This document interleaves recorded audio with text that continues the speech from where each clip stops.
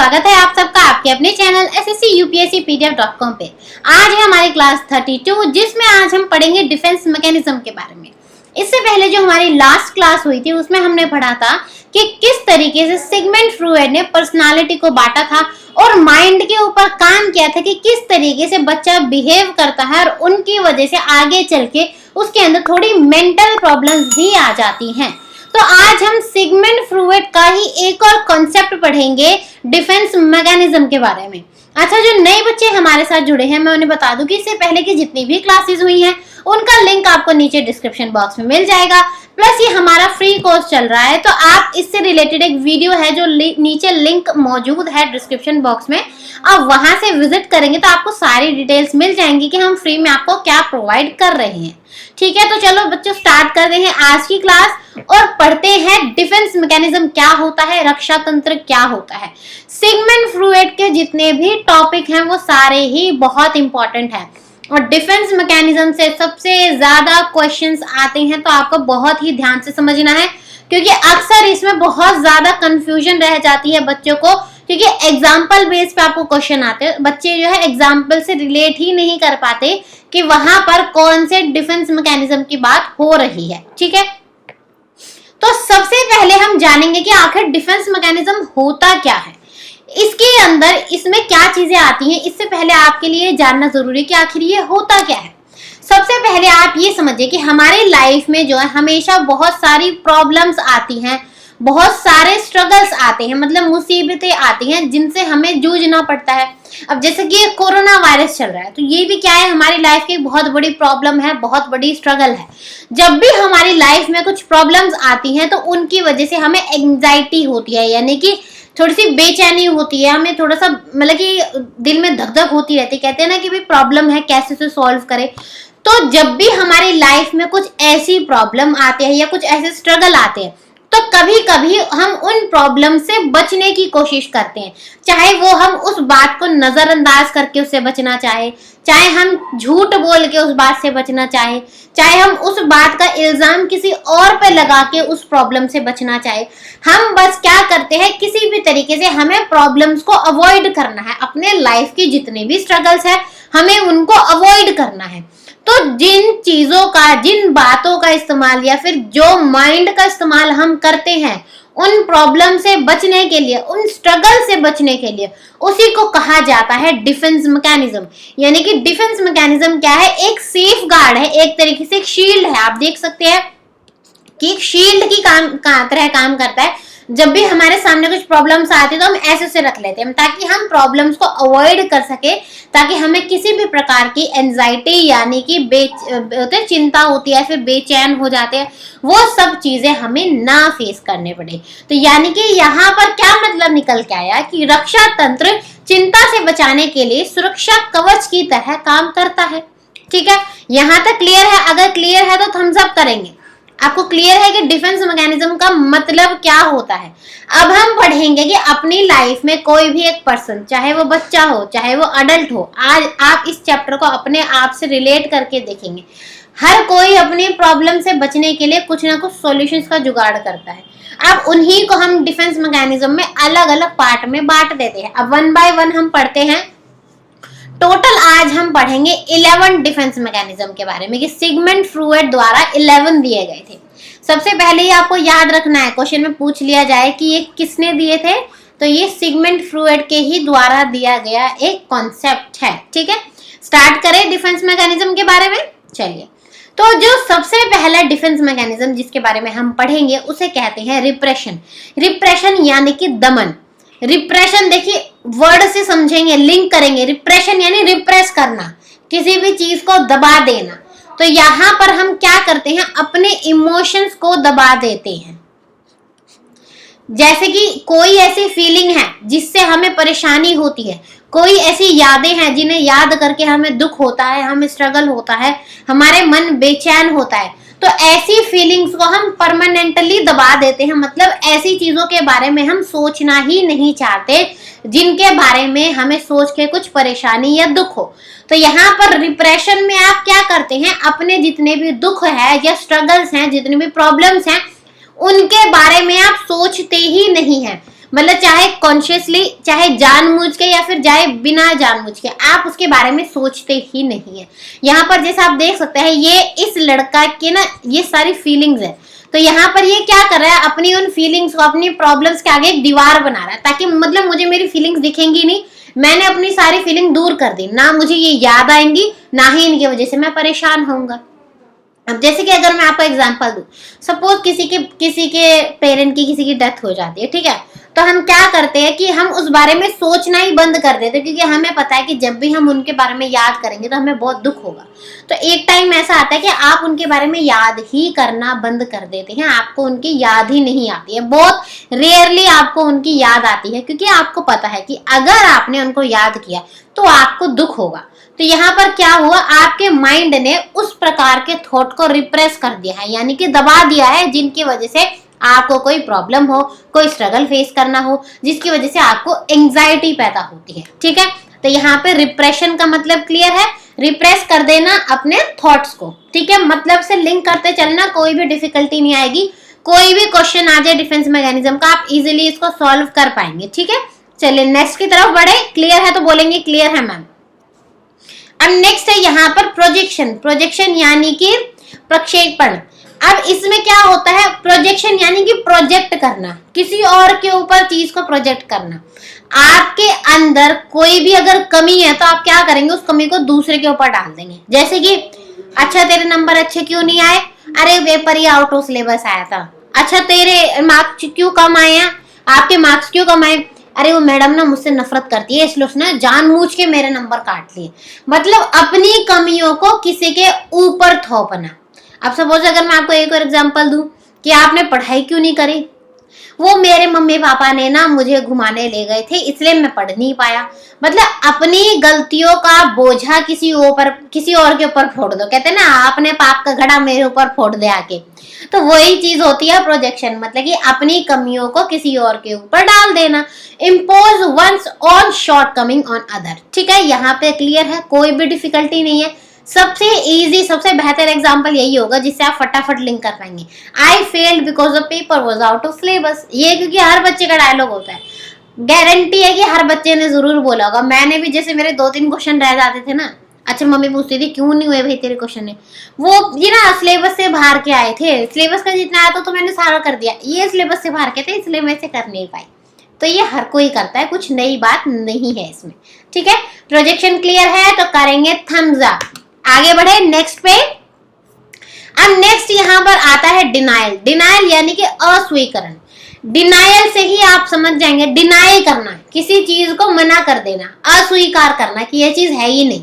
तो यहाँ पर क्या होता है कि अगर आप किसी पर्सन को उसकी कमियां, उसकी बुराइयां बताएंगे ना, तो वो कह देगा नहीं ऐसा तो है ही नहीं, ऐसा तो है ही नहीं। जैसे कि सपोज आपने किसी बच्चे को बोला ये कूड़ा आपने फेंका है ना यहाँ पे, तो सीधा डिनाई कर देगा, मैंने तो नहीं फेंका, चाहे उसने ही फेंका वो कूड़ा, लेकिन सीधा वहां पर अपनी बुराइयों को, अपनी कमियों को इंसान नजरअंदाज कर देता है। अब जैसे कि किसी पर्सन को, जैसे रिसेंट एग्जांपल लेती हूँ, कोरोना है, ठीक है, या फिर कोरोना महामारी चल रही है, तो लोग क्या बोलते हैं, कई लोग, मास्क क्यों नहीं लगाया हुआ तुमने, अरे कोरोना है ही नहीं, क्या मास्क लगाना, कोरोना तो है नहीं, तो अफवाहें हैं। तो वो लोग क्या कर रहे हैं, वो लोग सच्चाई को डिनाई करते हैं। यहाँ पर वो डिनायल तरीके का डिफेंस मैकेनिज्म यूज कर रहे हैं ताकि वो किसी भी प्रॉब्लम से, किसी भी एंजाइटी से वो बच सके। तो डिनायल में क्या करते हैं, in this the person ignores his evil, completely rejects reality. जो सच्चाई है उसको बिल्कुल ही वो रिजेक्ट कर देता है। ठीक है, वास्तविकता को वो नकार देता है, उस पर यकीन ही नहीं करता। तो डिनायल मतलब नो नो, ये बिल्कुल झूठ है, इस बात में कोई सच्चाई नहीं है। ठीक है, क्लियर है, थम्स अप करेंगे। अब बढ़ते हैं नेक्स्ट मैकेनिज्म की तरफ। नेक्स्ट होता है रिएक्शन फॉर्मेशन, यानी कि प्रतिक्रिया का गठन। अब यहाँ पर आप देखें इमेज में, यहाँ पर क्या है, एक पर्सन रो रहा है और यहीं पे वही सेम पर्सन हंस रहा है। तो ध्यान से समझना, रिएक्शन फॉर्मेशन में क्या होता है, एकदम अपोजिट तरीके से बंदा रिएक्ट करता है, अपोजिट तरीके से जो पर्सन है वो बिहेव करता है। अब कैसे, सपोज मेरी किसी फ्रेंड से लड़ाई हुई है, मतलब मुझे कोई एक पर्सन है मेरी क्लास में जो मुझे बहुत बिल्कुल भी पसंद नहीं है, मेरा कुलीग है, तो मेरी स्टार्टिंग में उससे लड़ाई होती थी, लेकिन आगे चल के धीरे धीरे वो ही मेरा बेस्ट फ्रेंड बन जाए। तो यहाँ पर क्या हुआ, पहले तो लड़ाई होती थी, लेकिन अब बिल्कुल ही अपोजिट हम बिहेव करते हैं, हम दोस्त बन गए हैं। क्योंकि जो लड़ाई होती थी उससे हमारे बीच में प्रॉब्लम होती थी, उसकी वजह से मुझे एंजाइटी होती थी, मुझे स्ट्रगल करना पड़ता था। तो मैंने क्या करा, जिस चीज से मुझे प्रॉब्लम हो रही थी मैंने उससे बिल्कुल अपोजिट बिहेव किया, ताकि मुझे उस प्रकार की प्रॉब्लम ना हो। तो यहाँ पर भी आप देखेंगे कोई रो रहा है तो वो रोने से बहुत दुखी हो जाता है, तो वो क्या करेगा, वो बिल्कुल अपोजिट बिहेव करेगा। अब जैसे क्या होता है, कभी कभी हम उदास होते हैं तो हम क्या करते हैं, हम खुशी वाले, मस्ती वाले, डांस वाले गाने सुनते हैं। क्यों? क्योंकि हम अगर उदास हैं, उदासी वाले ही गाने सुनेंगे तो और ज्यादा रोना आ जाएगा। तो हम क्या करेंगे, बिल्कुल अपोजिट तरीके से रिएक्ट करते हैं, ताकि वो जो उदासपन है वो हम पर हावी ना हो पाए। तो यहाँ पर समझ आया, रिएक्शन फॉर्मेशन में क्या होता है, बिल्कुल ही अपोजिट हम रिएक्ट करते हैं। When a wish is repressed, कभी कभी जब हमारी कोई इच्छा है जो वो दब जाती है, तो हमारी जो ईगो है उसको दोबारा आने से रोकता है। मतलब सपोज जैसे हमें गुस्सा आ रहा था तो हमारा ईगो है वो आने से रोकेगा, अरे भैया दोबारा गुस्सा मत आओ, इससे बहुत दिक्कत होती है, दिमाग खराब होता है। तो ईगो क्या करेगा, हमें बताएगा नहीं तुम हंसो, गुस्सा होगे तो क्या है, तुम्हारा ही खून जलेगा, इससे तो तुम हंसी लो। तो हंस के क्या है, हमारी प्रॉब्लम सॉल्व हो जाती है। तो इसमें क्या है कि रिएक्शन फॉर्मेशन में आप एकदम अपोजिट तरीके से बिहेव करते हैं, ताकि आप उस पर्टिकुलर प्रॉब्लम से बच सके। यहाँ पे क्लियर है आपको रिएक्शन फॉर्मेशन का मतलब? अगर क्लियर है तो थम्स अप करेंगे। मैं ही थम्स अप करती रहती हूँ, आप में से कोई नहीं करता, बस मैं बोल के रहती हूँ थम्स अप करो, थम्स अप करो, कोई नहीं करता, कोई नहीं बात मानता। अब नेक्स्ट है यहाँ पर डिफेंस मैकेनिज्म, जिसके बारे में हम बात करेंगे वो है रेशनलाइजेशन, यानी कि युक्तिकरण। अब इसमें क्या करता है, रेशनलाइज मतलब कि बातों को अलट पलट करना। रेशनलाइज को आप कैसे समझेंगे, सीधा माइंड में याद रख लो, बातों को अलट पलट करना। अब कैसे अलट पलट करना, इसमें क्या करता है पर्सन, कोई भी अनरीजनेबल बात है, मतलब जिसका कोई लॉजिक ही नहीं है, उसको जबरदस्ती लॉजिकल बताने की बात करेगा। अब जैसे कि यहाँ पर एग्जांपल में देख सकते हैं, एक पर्सन को डोनट खाना बहुत पसंद है, लेकिन डोनट खा खा के गुब्बारा हुए जा रहा है। तो दूसरी लेडी आके पूछती है कि अरे भाई तुम इतना डोनट क्यों खाते हो, ये हेल्थ के लिए अच्छा नहीं है, और अपनी हेल्थ देखो कितने मोटे हुए जा रहे हो दिन पे दिन। तो वो पर्सन क्या बोलता है अपनी अनरीजनेबल बात को रीजनेबल बनाने के लिए, पता है डोनट खाने में सबसे अच्छी बात क्या है, इसके अंदर ना ये खाली होता है, तो इसमें ना बहुत कम खाने के लिए मिलता है, लेकिन पता है इसकी खाली जगह का यूज करने के लिए ना मुझे पूरा डोनट खाना पड़ेगा। तो यहाँ पर क्या हुआ, उसने अपने अनरीजनेबल थॉट को रीजनेबल बना दिया। अब जैसे कि आज तो मैंने बहुत ज्यादा खा लिया, मतलब मेरे तो पेट में दर्द हो गया, तो तूने क्यों खाया इतना ज्यादा, अरे नहीं खाता, वो बेचारा मुझे बुलाता रहता खाना, आ जा मुझे खा ले, मुझे खा ले। तो ये क्या हुआ, अनरीजनेबल बात है, कभी भला खाना भी किसी को बुला सकता है, आजा मुझे खा ले, आजा मुझे खा ले। तो यहाँ पर क्या करता है पर्सन, बिना लॉजिक के बातों को लॉजिकल बनाने की कोशिश करता है, अपनी तर्कहीन बातों को तर्क से भरा हुआ बनाना। क्लियर है रेशनलाइजेशन? देखिए मैं आपको बिल्कुल डेली लाइफ से आपके रिलेट करते एग्जांपल बता रही हूँ, ताकि आपको डिफेंस मैकेनिज्म में कोई भी प्रॉब्लम ना रहे। अगर फिर भी आपको लगता है कि आपको किसी पर्टिकुलर या फिर कोई भी ऐसा डिफेंस मैकेनिज्म है, चाहे वो 2 है, 3 है, 4 है, जितने भी हैं, अगर कोई भी ऐसा है जो आपको क्लियर नहीं है तो आप उसी समय में से पूछेंगे, ताकि मैं आपका कॉन्सेप्ट को क्लियर कर दूं। ठीक है, नेक्स्ट की तरफ बढ़ते हैं। एक एक को ध्यान से समझना ताकि आपको कंफ्यूजन ना रहे। कई बार क्या होता है बच्चे 2-3 में कंफ्यूज हो जाते हैं, उनको याद ही नहीं रहता कौन से वाले में क्या था। ठीक है, नेक्स्ट है यहाँ पर है रिग्रेशन। रिग्रेशन का मतलब होता है प्रतिगमन। अब रिग्रेशन में क्या करता है बच्चा, जब भी हमारे सामने कोई बहुत ज्यादा प्रॉब्लम आती है ना, तो हम सोचते हैं कि इससे अच्छा तो हम बच्चे ही सही थे। बच्चे जब थे ना, अपना मस्ती में घूमो, खाओ पियो, ऐश करो। अब जैसे क्या है ना, मेरे घर में एक छोटा सा बच्चा है, मेरा 6 मंथ का बेबी है। ठीक है, तो अब जैसे कोरोना का इतना बुरा हाल चल रहा है, तो हम पता क्या बात करते कभी कभी, ये जो बच्चा है ना, मतलब यही ठीक है, इसकी एज में से कोई टेंशन ही नहीं है। मतलब हम भी अगर इसके जैसे छोटे होते हमें कोई टेंशन ही नहीं होती, कोरोना चल रहा है, इतनी महामारी चल रही है, लोग मर रहे हैं, कोई नहीं।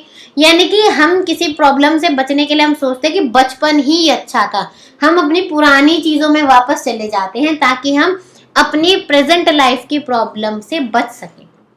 अब जैसे कि क्या होगा, कभी कभी हमें जैसे कोई प्रॉब्लम है, एंग्जाइटी हो रही है, तो कोई किसी किसी को ना अंगूठा चूसने की बहुत आदत होती है, तो वो दोबारा से अंगूठा चूसने लग जाएगा। मतलब अपनी पुरानी बचपन की यादों में चले जाना, या फिर अपने बचपन को याद करना कि चाइल्डहुड ही सही था, इसी को बोलते हैं रिग्रेशन। रिग्रेशन को आप रिलेट कर लेंगे सीधा चाइल्डहुड से, तो जब भी आप बोलेंगे ना रिग्रेशन, तो आपको याद आ जाएगा हाँ जब बचपन सही था, ये वहां की बात हो रही है। ठीक है, तो रिग्रेशन यहाँ पर क्लियर है आपको बिल्कुल। अब जो नेक्स्ट है उसको हम बोलते हैं आइडेंटिफिकेशन। आइडेंटिफिकेशन का मतलब होता है तदात्मीकरण। आइडेंटिफिकेशन यानी कि आइडेंटिफाई करना, यानी कि पहचान करना। अब इसमें क्या होता है, हम किसी और इंसान की तरह अपनी पहचान बनाने लगते हैं, किसी और इंसान की तरह अपने आप को आइडेंटिफाई करने लगते हैं। अब जैसे क्या होता है, मैं रणवीर सिंह का फैन हूँ, मैं रणवीर सिंह की तरह दाढ़ी रखूंगा, मैं रणवीर सिंह की तरह बाल रखूंगा, मैं रणवीर सिंह की तरह कपड़े पहनूंगा, तो पर्सन क्या करता है, अपने आप को बिल्कुल रणवीर सिंह जैसा आइडेंटिफाई करने लग जाता है। अब जैसे ये लेडी है, ये चाहती है कि मैं अपनी फ्रेंड की तरह बहुत ब्यूटीफुल लगूं, तो ये अपनी फ्रेंड की तरह हेयर स्टाइल रखना स्टार्ट कर देगी, अपनी फ्रेंड की तरह तैयार होना स्टार्ट कर देगी। तो यहाँ पर क्या होता है, एक पर्सन किसी दूसरे इंसान की नकल करने लग जाता है। अब जैसे कि बच्चे ही हैं, टीचर की तरह, टीचर्स डे होता है, साड़ी पहन के आएंगे, अपने टीचर की तरह चश्मा लगाएंगे, टीचर जैसे चलती है वैसे चलेंगे, टीचर जैसे बात करती है वैसे ही बात करेंगे। तो वहां पर क्या हो रहा है, उस टाइम पे बच्चा आइडेंटिफिकेशन का इस्तेमाल कर रहा है, यानी कि किसी की नकल कर रहा है, किसी की तरह अपनी पहचान बनाने की कोशिश कर रहा है। उसी को हम बोलते हैं आइडेंटिफिकेशन। ठीक है, क्लियर है? अगर आपको तो थम्स अप करेंगे, मुझे थम्स अप चाहिए, करा करो, थोड़ा सा ना आपको बूस्ट मिलता है, मुझे भी बूस्ट मिलता है कि हाँ देखो जो मैं बोल रही हूँ बच्चों को चीजें समझ आ रही हैं। ठीक है, नेक्स्ट की तरफ बढ़े तो अगला जो डिफेंस मैकेनिज्म है उसको हम बोलते हैं कंपनसेशन। कंपनसेशन का मतलब होता है क्षतिपूर्ति। कंपनसेशन यानी कि कंपनसेट करना, एक जगह की कमी को दूसरी जगह पर पूरा कर देना। अब जैसे कि क्या होता है, सपोज मैं आपको पहले डेली लाइफ का एग्जांपल देती हूँ। ठीक है, आपने खाना बनाया, ठीक है, आपने दाल बनाया, आपने चावल बनाए, आपने सब्जी बनाई, आपने रोटी बनाई, सबने खा ली, लेकिन एंड में आप बच गए, तो आपके लिए चावल बहुत थोड़े से बचे। ठीक है, अब आप सोच रहे चावल तो बहुत थोड़े से बचे, इसमें तो मेरा पेट नहीं भरेगा। तो आपको क्या हुआ, एक जगह चावल कम पड़ गए, लेकिन आपने वही देखा कि आपके पास रोटी थोड़ी सी एक्स्ट्रा थी, तो आपने क्या किया, वो थोड़े से चावल ले लिए, लेकिन अपना पेट भरने के लिए आपने रोटी ज्यादा खा ली। अगर आप 2 रोटी खाते थे तो आपने वहीं पर 3 रोटी खा ली। तो आपने क्या करा, चावल की जो कमी थी उसको कंपनसेट कर लिया रोटी के साथ, यानी आपने रोटी ज्यादा खा ली ताकि आपका जो भी अचीवमेंट था भूख को पूरा करने वाला वो पूरा हो गया। तो कंपनसेशन में क्या हुआ, जहां पर किसी पर्सन के अंदर कोई एक कमी होती है, वो उस कमी को पूरा करने के लिए कहीं और दूसरी जगह बहुत ज्यादा बेहतर करता है, ताकि उसके अंदर जो वो कमी थी वो उसके ऊपर हावी ना हो। अब जैसे कि कोई बच्चा अगर मैथ्स में थोड़ा सा वीक है, सपोज चलो मैं आपको एग्जांपल देती हूँ, आप एग्जाम की तैयारी कर रहे हैं, हमारे पास 4-5 सेक्शन आते हैं। ठीक है, अगर आपका सपोज जीके वीक है, आप कितनी भी कोशिश करो आपका जीके स्ट्रॉन्ग नहीं हो रहा, तो आप दूसरी टेक्निक क्या अपनाएंगे, मैं अपना मैथ इतना स्ट्रॉन्ग कर दूंगी, मैं अपना रीजनिंग इतना स्ट्रॉन्ग कर दूंगा, मैं अपना पेडागोजी सब्जेक्ट इतना स्ट्रॉन्ग कर दूंगा कि मेरे जितने भी मार्क्स है वहां पर ज्यादा आ जाए, और ताकि अगर मेरा जीके में थोड़ा बहुत कम भी आता है तो मेरे रिजल्ट के ऊपर ओवरऑल फर्क ना पड़े। इसी को हम बोलते हैं कंपनसेशन, यानी कि एक जगह जो कमी आ रही है उसको पूरा करने के लिए कहीं और दूसरे एरिया में आप ज्यादा बेहतर तरीके से परफॉर्म करते हैं, ताकि जहां पर कमी है उस चीज को आप अपने ऊपर हावी न होने दें। ठीक है, कंपनसेशन का मतलब आपको बिल्कुल क्लियर हो गया होगा, आई होप सो। ठीक है, तो चलिए अगर क्लियर है तो करेंगे थम्स अप। आगे बढ़े, नेक्स्ट है यहाँ पर सब्लिमेशन। सब्लिमेशन होता है मार्गांतरीकरण।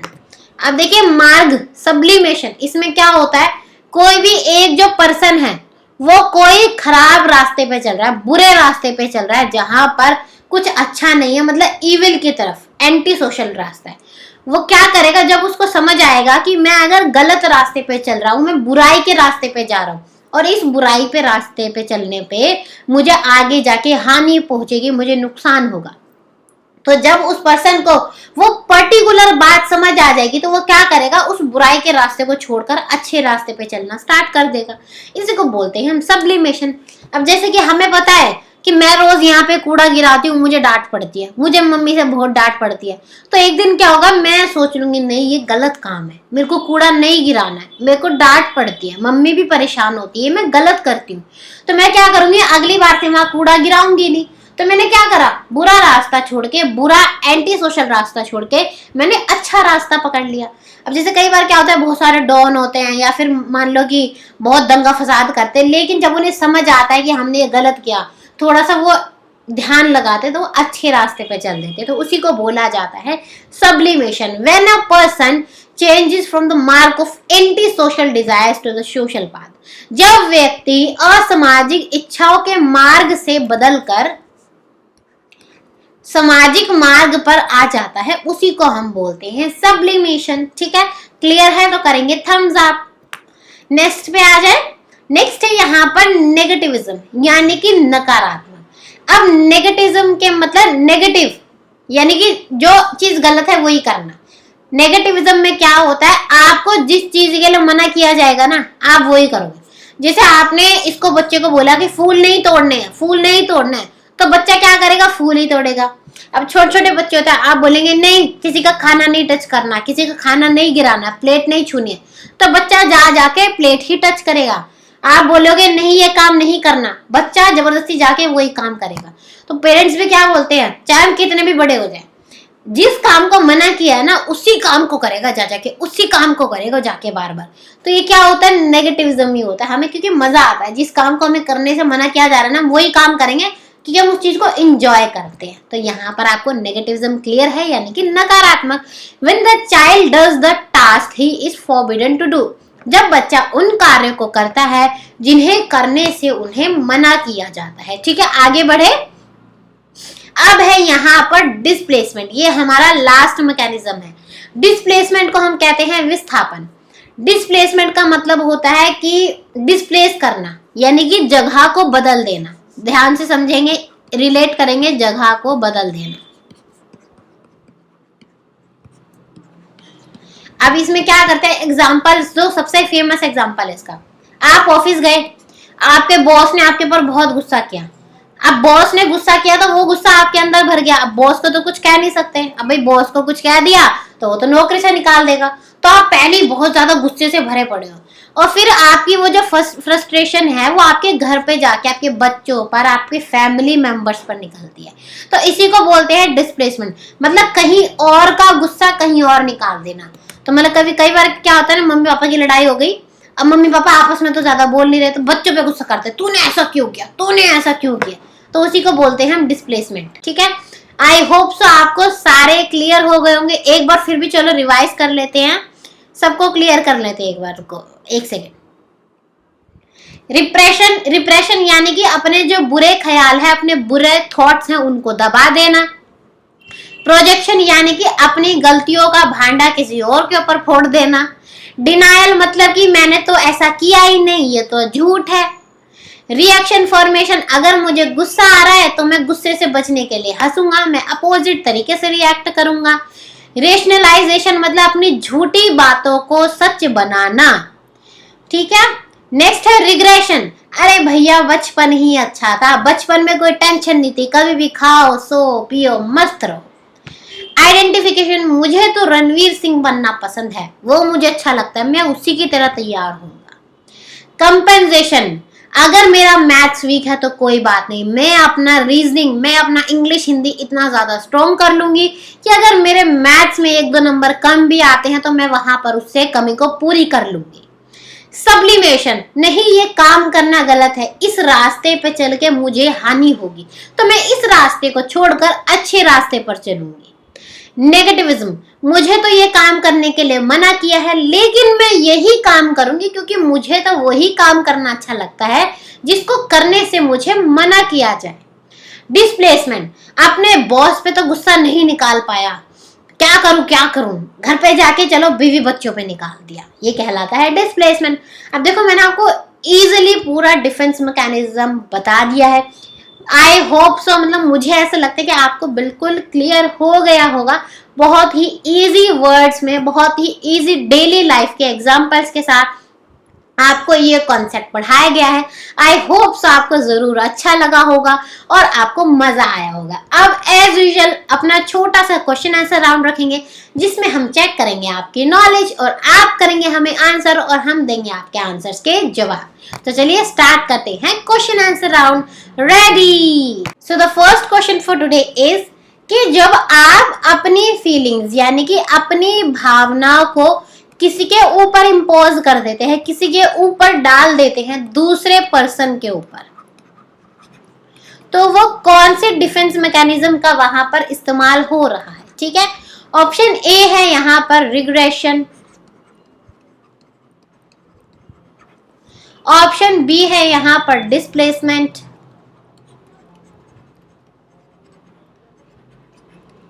ऑप्शन सी है यहां पर प्रोजेक्शन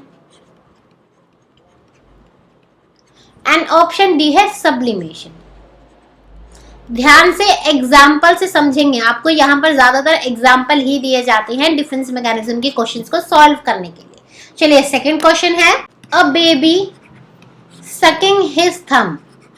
जब कोई बच्चा अपना अंगूठा चूसता है तो वहां पर किसकी बात हो रही है? बेबी आप उसे 10 साल का भी ले सकते हैं, कोई बच्चा है, कोई छोटा बच्चा, आप किसी से भी रिलेट कर लीजिए। Option A projection, option B regression, option C negativism, option D sublimation.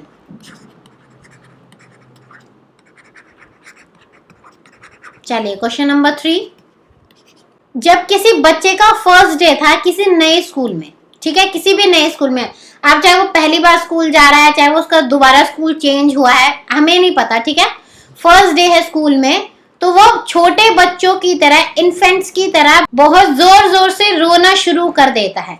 तो यहाँ पर वो कौन सा डिफेंस मैकेनिज्म का इस्तेमाल कर रहा है? Option A sublimation, option B displacement,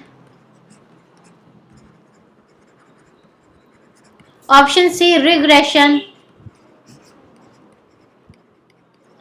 option D projection. Clear है? आंसर करेंगे कमेंट बॉक्स के अंदर। क्वेश्चन नंबर 4 कि एक पर्सन ने अपने बॉस का गुस्सा आके अपनी फैमिली पर निकाल दिया, तो वहां पर कौन से डिफेंस मैकेनिज्म का यूज हो रहा है? प्रोजेक्शन, रिएक्शन फॉर्मेशन,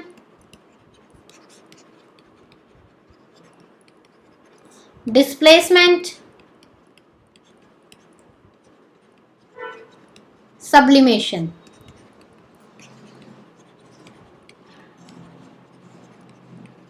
क्लियर है? अब बड़ा मजेदार सा क्वेश्चन है। एक है लड़का राम, उसने शाम से पैसे उधार लिए, ठीक है, उसने उससे मनी बोरो किया, लेकिन वो पैसे लौटाना ही भूल गया, फॉरगेट कर गया। क्यों? क्योंकि उसे लगता है कि अगर वो पैसे लौटाएगा तो उससे उसे बहुत दुख होगा, क्योंकि उसके पैसे कम हो जाएंगे। तो क्या करा, वो उस चीज को ही भूल गया कि उसे पैसे लौटाने हैं। तो यहाँ पर वो किस चीज का इस्तेमाल कर रहा है? ऑप्शन ए वो रिग्रेशन का इस्तेमाल कर रहा है, ऑप्शन बी वो यहाँ पर प्रोजेक्शन कर रहा है, ऑप्शन सी नेगेटिविज्म कर रहा है, या ऑप्शन डी वो यहाँ पर डिस्प्लेसमेंट कर रहा है। ठीक है, आंसर करेंगे कमेंट बॉक्स में।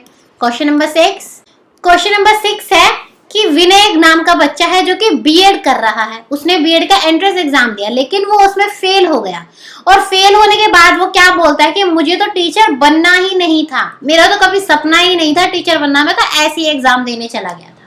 तो वो यहाँ पर क्या कर रहा है? प्रोजेक्शन कर रहा है, ऑप्शन बी रिएक्शन फॉर्मेशन कर रहा है, ऑप्शन सी डिस्प्लेसमेंट कर रहा है, या फिर ऑप्शन डी रेशनलाइजेशन कर रहा है अपने थॉट्स का। अगर आपको आज की हमारी क्लास पसंद आई हो तो बच्चों जरूर लाइक करें, कमेंट करें और ज्यादा से ज्यादा शेयर करें इस चैनल को, ताकि हमारा चैनल और ज्यादा आगे बढ़े, लोगों तक ये कंटेंट पहुंचे और हमारे साथ ज्यादा से ज्यादा लोग जुड़ते जाए।